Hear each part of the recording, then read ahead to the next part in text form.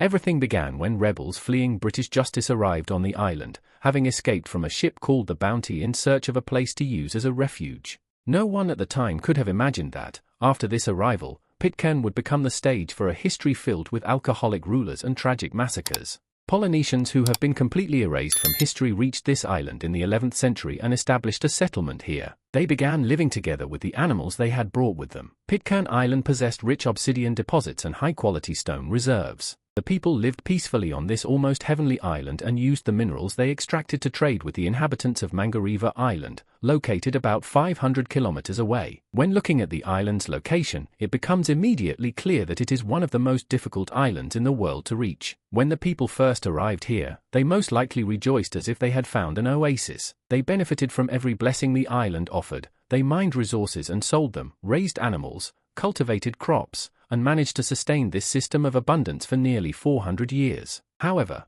after those 400 years, as the island's mineral resources began to run out, tensions arose with Mangareva, the only island they traded with. When this people, also referred to as the Pitcairn Brides, could no longer find anything to sell, scarcity began to show itself. Fueled by the anger brought on by poverty, civil wars broke out on this small island. When the first blood was shed, it was clear that everything was nearing its end. Due to both hunger and the lack of anywhere else to flee, the Polynesians slowly vanished. Eventually, no one was left living on the island, and it was swallowed by deep silence. Centuries passed after these dark events. When the calendar showed the year 1787, Britain sent a ship called the Bounty into the Pacific Ocean to find and transport a plant known as breadfruit.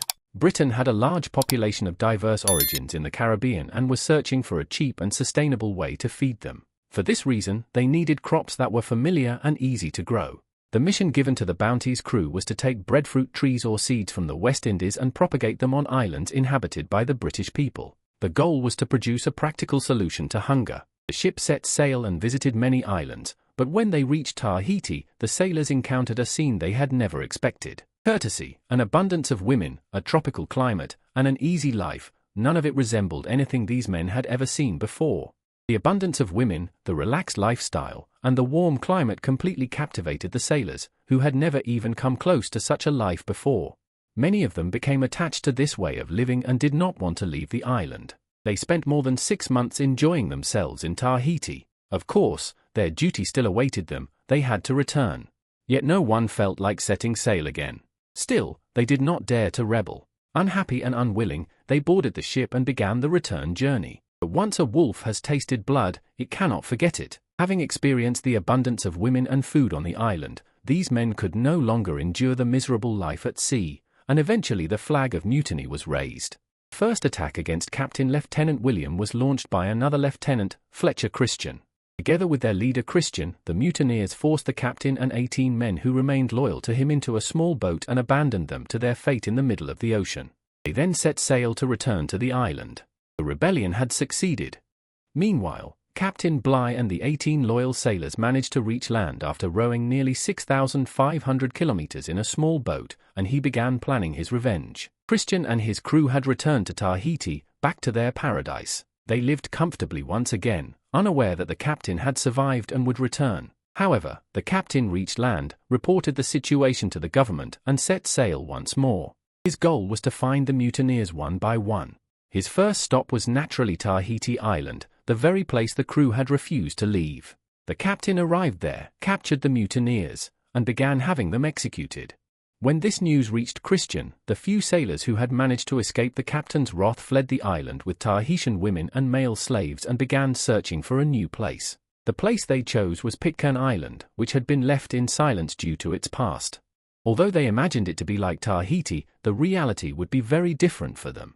By 1790, a period in which things would spiral completely out of control had begun. On the island lived a total of 9 European sailors, including Christian, along with 12 Tahitian women and 6 men they had brought as slaves. The island's total population was 27 people, 9 sailors and 18 slaves. 9 of the 12 women were distributed among the 9 sailors. The remaining 3 women were shared rotationally among the 6 men. I know this is disturbing, but this is exactly how it was. In other words, while every sailor had a woman, among the male slaves there was 1 woman for every 2 men. This inequality had already made the slaves deeply uneasy, and seeds of hatred were slowly growing. As I said, Pitcairn Island was like paradise with its fertile soil, fresh water, and climate. However, alcohol soon became one of the greatest problems among the island's inhabitants. One of the crew, McCoy, learned how to make alcohol from the sweet roots of a native plant. Meanwhile, Christian, the real leader, withdrew from governance and chose to enjoy island life instead. McCoy took control of leadership, but he became unable to stop drinking the alcohol he produced. As a leader, all he did was wander around drunk and indulge himself. One day, after drinking excessively, he had a violent fit of rage. As punishment for failing to catch fish, he tore off the ear of his female slave, Tevarua. Already tired of living with such a disgusting man, the woman threw herself off a cliff and committed suicide after what happened. McCoy had lost one of the already few women on the island, but he did not care much about it. Shortly afterward, he set his sights on the 3 women who belonged to the 6 male slaves. Again, I repeat, the language is disturbing, but there is no other way to describe what happened. The male slaves were already angry due to the 2 men to 1 woman situation. When this was added, tensions escalated even further. The Tahitian male slaves managed to steal rifles and ammunition from the sailors. The rebellion was not planned in advance, but events unfolded rapidly. Within just a few hours, the slaves killed most of the European sailors on the island. Women and children were spared. Out of the 9 sailors, only 4 survived, one of them being the alcoholic McCoy. However, the events did not end there. The goal of the male slaves who joined the rebellion was not to protect the women, on the contrary, they wanted to possess all of them. Realizing this, the slave women took advantage of the chaos and killed the native men who tried to force themselves on them while they slept at night. These native men treated the women even worse than the European sailors had. In the end, only 11 native women and 4 European sailors remained on the island. The 3 sailors other than the alcoholic McCoy were not extremely cruel people. While McCoy continued to occupy himself with alcohol, Quintal withdrew completely into himself. Adams, filled with remorse over what had happened, began praying and reading the Bible. Over time, Quintal began to lose control. When he openly threatened to harm women and children, Adams and Young decided that this could not continue. One night, Quintal was executed. After Quintal's death, things still did not settle down. Although the reasons are not fully known, the alcoholic McCoy eventually took his own life. After that, the devout Young was unable to bear the weight of so many tragedies, fell ill, and died shortly afterward. This island, which seemed like paradise, had strangely become a grave for dozens of people. The only man left was Adams. He became both the island's leader and its religious guide. Over time, he established a system involving the 11 women. Whether Young's death was truly due to illness or something else was never fully clarified. This matter always remained uncertain. As days and months passed, Adams formed relationships with all the women, gave religious teachings, and began to see himself as a kind of messiah sent to the island. His goal was to build a completely Christian society there. He ordered the removal of all plants from which alcohol could be produced.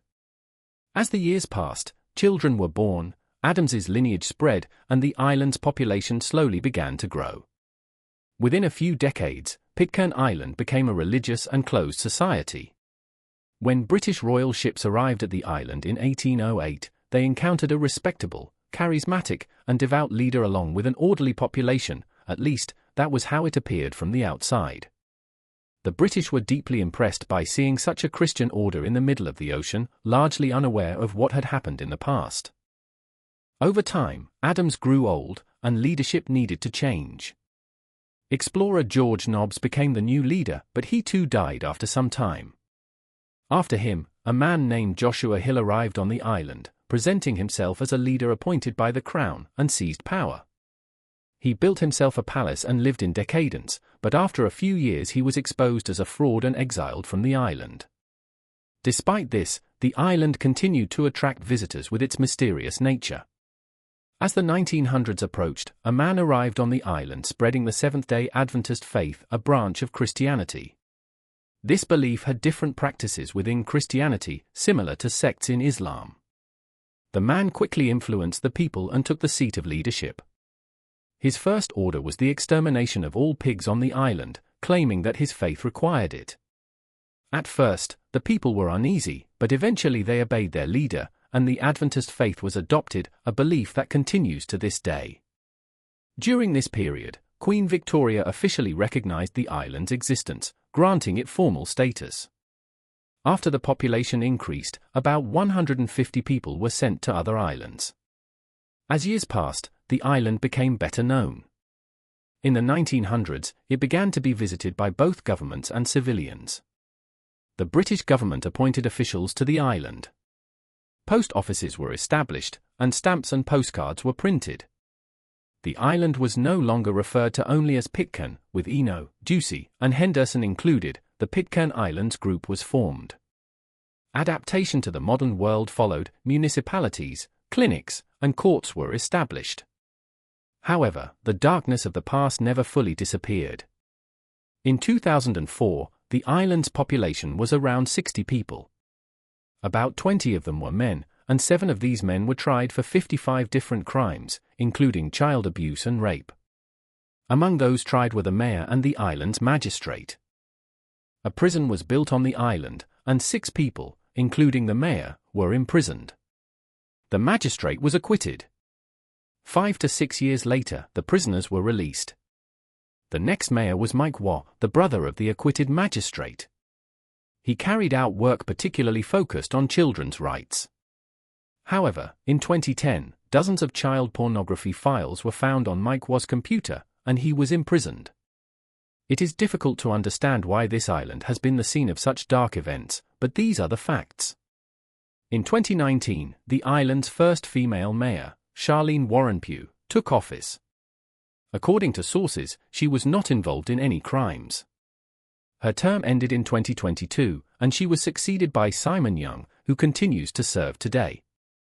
According to the latest censuses, the island's population is around 50 people. And that is how this strange and dark story, difficult even to tell, unfolds. A chain of events that astonishes you even while researching and writing it. I hope that in the future, the people of the island will find a more normal life. Still, if your path ever leads you here, I recommend thinking twice. Thank you for watching my video. Take care, and don't forget to like the video and subscribe for more content like this.